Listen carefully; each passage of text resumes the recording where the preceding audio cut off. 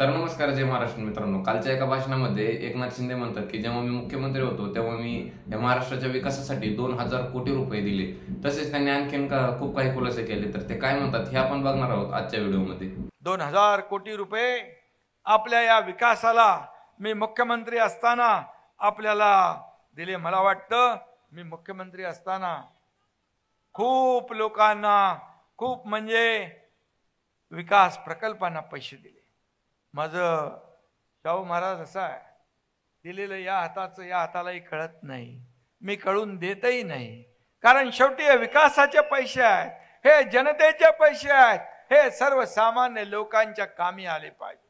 मी मुख्यमंत्री असताना मला आठवतंय, मुख्यमंत्री सहायता निधीमधून मला आठवतंय मला आलेला कुठला माणूस, प्रत्येक माणूस मुख्यमंत्री सहायता निधी असेल पत्र, हे माझ्या सहकार्यांना माहित आहे.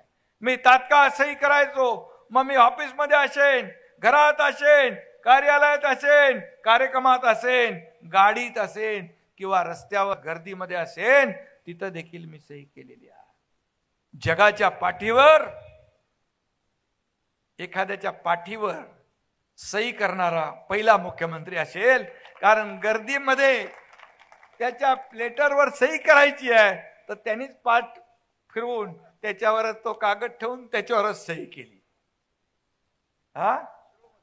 शिरोळमध्ये केली, बापू बऱ्याच ठिकाणी केली, मला आठवतच नाही. पण मी सांगतो 400-450 कोटी 2.5 वर्षात आपण